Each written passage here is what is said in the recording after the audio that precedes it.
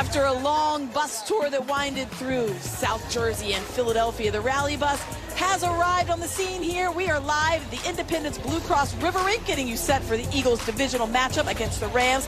The hunt for the Super Bowl is on. This is Mission 59. Let's fly.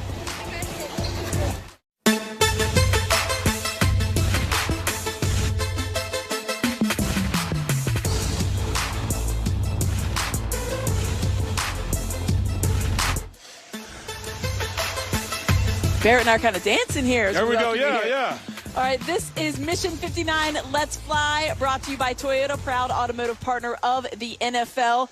Amy Fiddle, Barrett Brooks alongside. Barrett, you just did Bird's Huddle, obviously. Good stuff there. We are 2 days away. Can you believe it? 2 days away. Can't wait. It's going to be, Bart Scott voice. There Nice. you go. It's a little snowy showdown, though, coming up. How are you feeling about this one? I love it. We're playing the snow, playing the elements.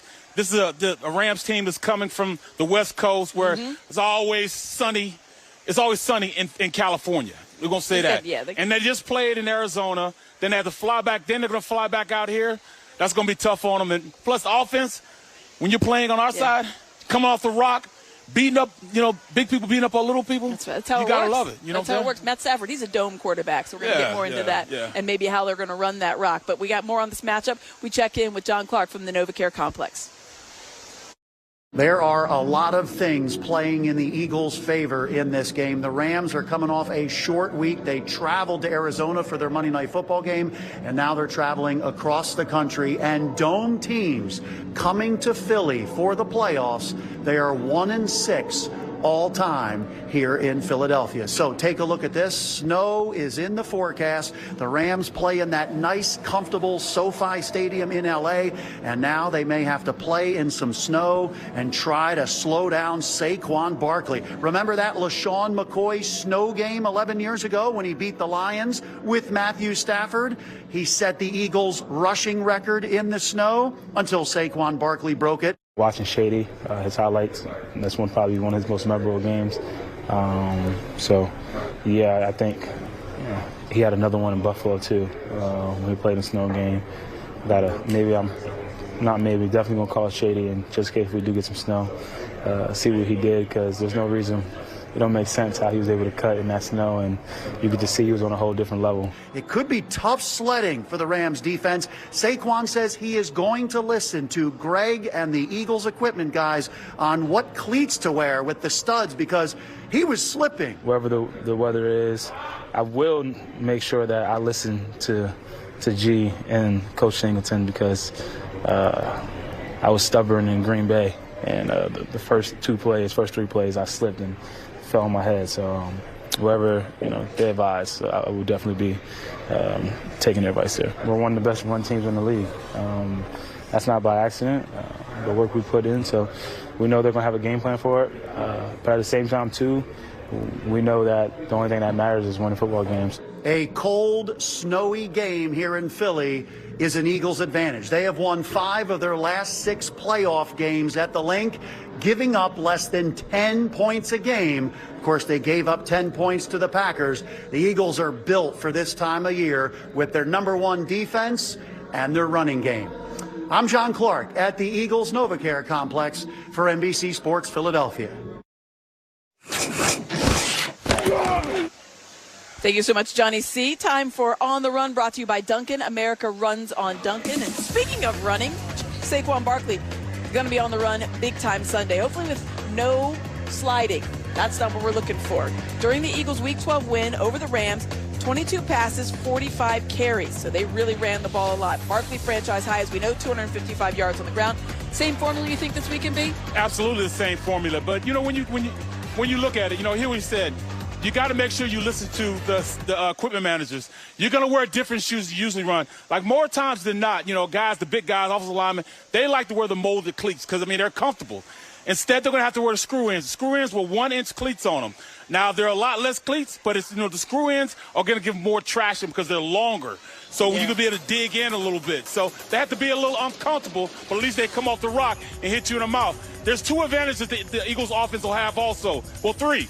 Number 1, they're bigger than their defensive line. Number 2, they know the snap count, so they'll get off the ball faster. And number 3, they know where the ball is going. So they're going to come off the ball, hit you in the mouth, and keep rolling. And that's definitely an advantage for this Eagles team.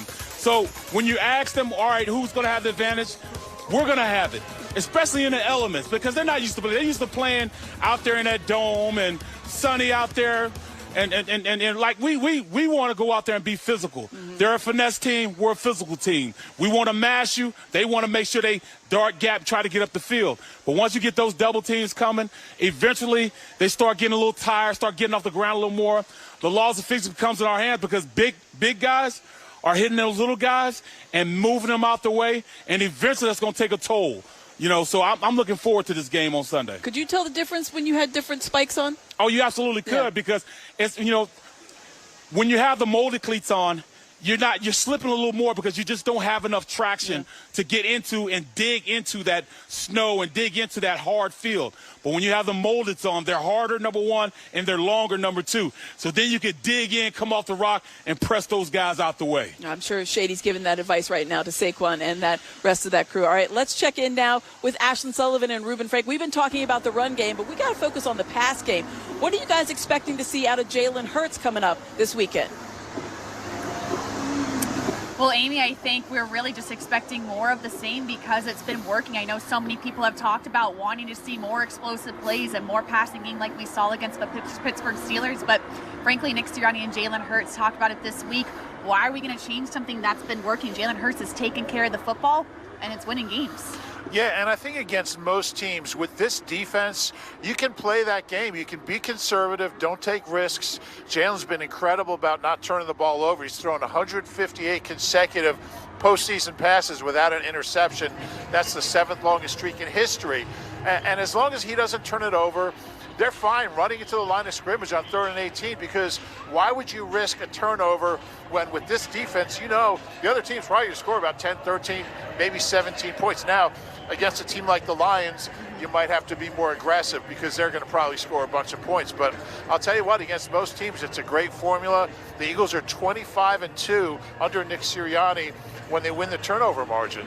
Those are tough numbers to beat. So, and one of the losses was his very first game against the Chiefs back in 2021. So it's a great formula. You have the running back to do it and the quarterback who's efficient and doesn't make mistakes. If it works, keep doing it. Agreed. I think you make a great point that I think everyone's a little worried about if the Eagles were to make it to the NFC Championship game in Detroit, that you just frankly need a more high-powered offense. But the Eagles have proven they can do that. But I think we all can agree when you look at A.J. Brown, for example, 1 target for 10 yards, your best player on the field, you probably got to target him more in a big game in the playoffs.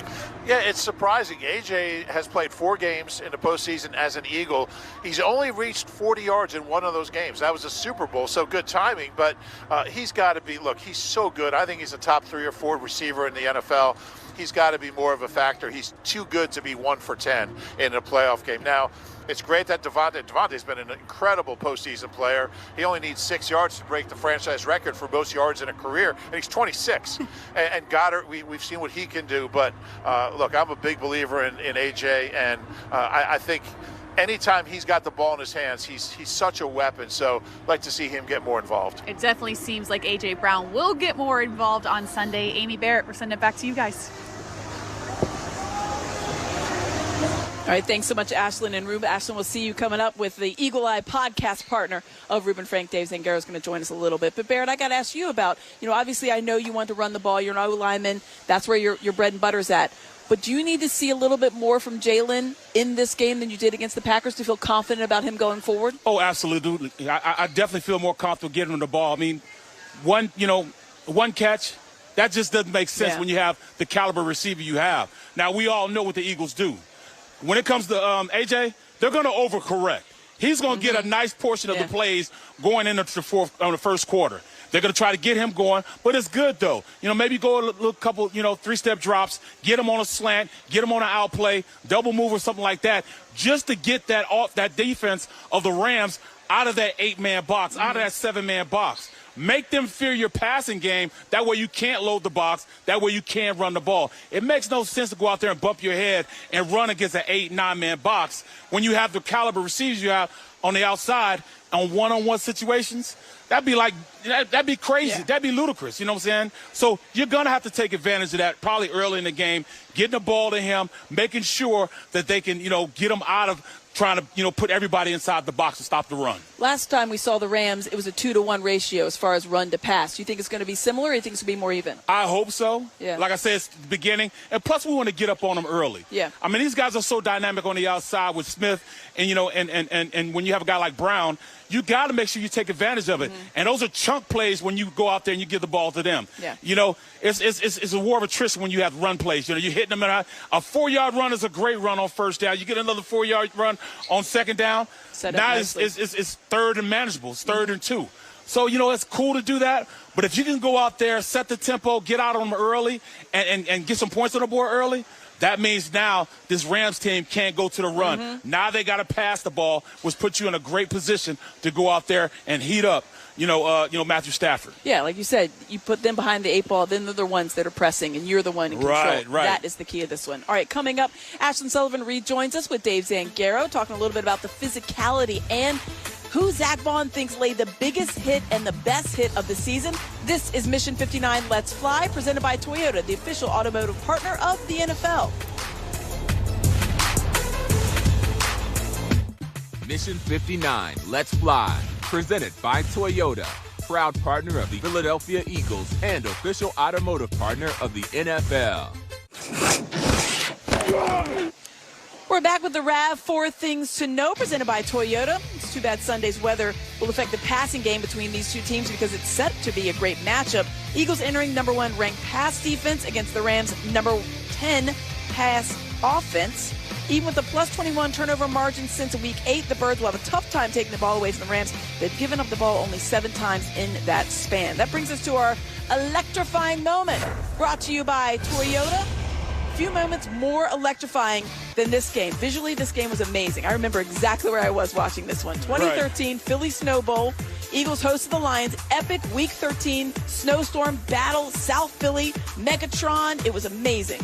Birds got the dub 34-20 behind Shady McCoy's 217 rushing yards, 2 touchdowns. Quarterback for the Lions? For the Lions, Matthew Stafford. Matt Stafford, who, of course, they're going to face this week. Welcome back here. This is Mission 59 Let's Fly, brought to you by Toyota, proud partner of the NFL. Amy Fiddle, Barrett Brooks here. And B, regardless of the forecast, and it's going to be some snow. We don't know how much. Obviously, that's going to change, so make sure you tune into NBC 10 for that. The Birds are going to be hard-nosed with the football. Let's check back in now. Ashlyn Sullivan is joined by Dave Zangaro. We'll talk a little bit about some of that hard-nosed, the physicality. What are you guys expecting on Sunday with the physicality, given the weather conditions, and obviously how this teams operate? Well, Amy, we know that the more physical team is going to win on Sunday, and the Eagles have proven this season that they are the more physical, if not the most physical team in the NFL. And while it might not look the most exciting at times with the lack of explosive plays, they're a hard-nosed, built-on-the-line football team, and we think that's going to pay off on Sunday. Yeah, it's their identity. I mean, this Eagles team, they're a bully, and they've been bullying their way into this round of the playoffs. And I think it starts with the offensive line. When you run the football with the effectiveness the Eagles do, you see it in defensive lines. They don't want to play anymore. They kind of take their will to want to play football. And then on defense, the hard hits, guys like Zach Vaughn and Nolan Smith kind of set the tone for that entire defense. They lay some big hits out there, and you feel it when you play them. You look at last week in that game, the Packers, a bunch of guys get injured. That's not what you're trying to do, but they get injured from clean hits because the Eagles are delivering them. It's a tough, physical team. That's a formula that goes back years and years in football. It's a pretty tried and true one, and these Eagles are really good at it. They really are, and there are so many examples of just that so far this season. We asked the guys in the locker room about just that this week. The Cooper DeJean on Derrick Henry, for sure. That's the epitome of who we're trying to be and what we're trying to do. When you see that, does it kind of reinforce that mentality in this team? Yeah, because you talk about physicality, you think defensive line and offensive line and running backs and linebackers. But when you got DBs doing stuff like that, I mean, it sends a message to the team. And you see Slagan in there, you see Quinion up at the line of scrimmage, Reed coming flying downhill. It's awesome to see. It really is awesome to see, and you hope you see more of that on Sunday afternoon. And I think there's no better example of a physical football team than Cooper DeJean going up, lifting Derrick Henry up, slamming him on the ground. You'd like to see more of that on Sunday, that's for sure. Yeah, and I love what Zach Bond said there, because you do think about the bigger guys being physical. With this team, it's everyone. It's the DBs. It's 170-pound Devontae Smith finishing with his shoulder at the end of plays. It's everyone on this team. Dallas Goedert told me it's contagious, and I think it is. It absolutely is. And now Amy will send it back to you in your warm, cozy cabin. You guys look very cozy out there as well. You're all bundled up. But yes, we are very warm here in the lodge here at Independence Blue Cross River Rink. All right, we're going to talk a little bit more about this Rams-Eagles matchup, including the linebacker for the Rams. Jared Verse playing at a Pro Bowl level in his rookie season, but the last time the Birds and Rams faced off left a sour taste in his mouth. What made him so mad about Eagles fans? We're going to tell you on the other side. Mission 59, Let's Fly, presented by Toyota. Coming right back here from the Independence Blue Cross River Rink. Time now for Storylines, presented by ESPN Bet. Eagles are 6.5-point favorites at home against the Rams. The total, 43.5. So Barrett, considering snow is going to be a factor, do you think it's going to be high or low scoring? If the weather comes and it's going to be a lot of snow, then I would have to go with the under on that. Because both offenses, we'll be able to score consistently, but likelihood of a Rams team that's built upon receivers making plays, it's going to be kind of hard. Even though they know where the play is going on the offensive side of the ball, they're going to run routes accordingly. It's still hard for them to get off the rock and move and change the direction. And that's what makes the Puka Nacua and those guys good. Cup, they run great routes, especially in the middle of the field. And I think that's where they're going to try to target the middle of the field during this game. That's the thing. Like, Stafford, it's not like he's throwing the ball deep like he used to. And right. This game is going to dictate that anyway. Is there a chance that they get behind, they really start airing it out? And how can that help the Eagles? Well, because then you got DBs that, they play great technique. They come out of their breaks. They understand what teams. They watch a lot of film. They understand what teams are trying to do to them. And we have a great defensive coordinator. Vic Fangio is going to make sure he calls his game accordingly.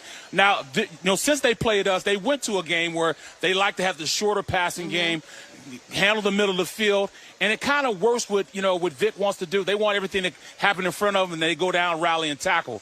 Well, I think this game he's got to be a little more aggressive. He might go a little bit more man-to-man because they're going to try to make sure they get in the middle of the field. So I can see that happening. If they do, I want to be more aggressive on the outside if they do stay in the zone. But this is the type of game where, Vic Fangio is going to have to make his money. Yeah, he's going to try to keep him contained, but you don't want to have one of those guys leak out. Exactly. Cooper Kupp can absolutely do that. Puka Nacua. Yep. Let's check out our tail of the tape. It's brought to you by Independence Blue Cross. Eagles offensive line will have to deal with odds-on favorite for Defensive Rookie of the Year. That's Jared Verse. Second time they're facing him this season. This year, Verse overall 4.5 sacks, 66 tackles, including 11 for loss. But of course, back in November, Verse recorded 7 tackles, no sacks against the Birds. Verse is used to making noise on the field, but now he's making even more off of it with some harsh comments about the Philly fans. Here's what Jared Verse had to say. He says, quote, "I hate Eagles fans." You can't open with that. You hate Eagles fans. What's I heard, going on, yes. Fella? They're so annoying. I didn't do nothing to them. It was my first time playing. Oh, I hate Eagles fans. He doubled down on it. Yeah. When I see that green and white, I hate it. I actually get upset. Like, I generally get hot. End quote. Keep in mind, Verse played high school near Bloomsburg in Pennsylvania. Yeah. Come on, friend. No friends Not now. our friend. Not no our friends friend. now. No friends now. That leads us to Players Only, brought to you by Cadillac. Elevate your style in a Cadillac. Visit your local Cadillac dealer today. Barrett. Yes. From a player's perspective, one, as the opponent, you see that. How much did that just get taped up in the locker? Well, this is exactly what just doomed them. The last time I saw a team say something like that was my rookie year. And I remember Lomas Brown, a veteran guy, said, "It's not if we're going to win, but how much we're going to win by." And we totally destroyed them in the playoffs. Now it's a rookie playing against two of the biggest and best tackles in the NFL. We have the best tackle tandem. One guy's 6'8", 360 pounds, and then the other guy has been Pro Bowl, All-Pro, probably his entire life. Exactly. Who shut down the best ends better than him every single week for the last. Myles Garrett, stop. Come on, why would he open it? I love the fact. So I'm just letting everybody know, especially in here, all you fans, that Jaylen Herz, number 8, said he hates Eagles fans and they're the worst fans in the NFL. What y'all got to say about that? Yeah. So, how much you think? You coming into the league, baby. Yeah. You coming into the league, and you going to face, I already told him, he's number 8, y'all, from Florida Write State. it down. Number 8. He's talking more trash than a little bit, and he's a rookie. Why would a rookie open his mouth? Well, I'm going to let Lane and Mailata shut his mouth come Sunday at 3 o'clock. How much do you think the Eagles fans know about that now? I mean, they knew about it before, but now they have to be like, they seriously, really guys? know it now. Yeah, they're going to give them the business. Yeah, you just wrote a check. I don't know if your butt can cash. I kept PG because a lot of kids in here. What do you think that his teammates thought when they read that? What? If you were his teammate, what would you say? Keep your mouth shut. Yeah. That was dumb of you. Now they're going to focus on you. They're going to try to punish you every single play. That's dumb. You're real dumb for doing that. Do you think the Eagles players themselves are going to just go ahead and put that up all over the locker room? No, they don't have to. They just got put in Jordan Mailata's locker and Lane John's Johnson's probably locker. on a text chain, too, Oh, at this point. yeah, they right? talk about you it. See this guy? And then they got all the defensive players, all of them saying, oh, you going to let that rookie talk about you like that? You going to let that rookie mouth off about your fans? You going to let that rookie who only has 4.5 sacks act like he's a baller? That young man may not see standing up for the rest of the game. Once he gets in that 3-point stance, they might not let him up. They're going to try to punish him every single play. I mean, he was on the radar anyway because he is the leader in the clubhouse for obviously he defensive shouldn't be rookie of because the year. Quinyon should, and he got his first pick. Yes. Quinyon should be defensive player of the year. Well, that would be our rookie vote of the here. year. Yeah. Defensive rookie of the year. But obviously Jaylen Herz is good. How much is he more on the radar, you think, for everybody else now, just to really prove a little bit of a point? He's gonna be punished. Yeah. He will be punished. You know, dun, dun, dun, dun, dun, dun, dun, dun, dun, dun. They're going to make sure they put his hands on him all day long. And then he's going to try to get off the field. They're going to hold him. They're going to make him stay there. Now, you stay right here, son. Yeah. This right is your here. bed, and you made it. Now you got to lie in it in this one. Yeah. He said it twice. I hate Eagles fans twice. He doubled down on it, everybody. He doubled down that he hates Eagles fans. Number 8. Yeah. Number 8. There you go. Write it down. Number 8 on the 9. opposition. And he Not grew 7. up around here. And he grew up around here, too. That's what's worse. That's by what's way worse. Bloomsburg. Yeah, that's what's way worse. Let him know. Let him know. Number 8. Let him know. All right. Thanks so much for joining us here. Barrett, you're getting ready to do a Q&A here at the Independence Blue Cross River Rink. It was a wonderful day. Thanks so much for joining us here on Mission 59. Let's go. Fly, brought to you by Sunday, Toyota, 3 o'clock. the official automotive partner of the NFL. For Barrett Brooks, Ashton Sullivan, Dave Zangaro, and Ruben Frank, I am Amy Fadul. Playoff specials for you all postseason long. So, Mission 59, Let's Fly, presented by Toyota, proud partner of the Philadelphia Eagles and official automotive partner of the NFL.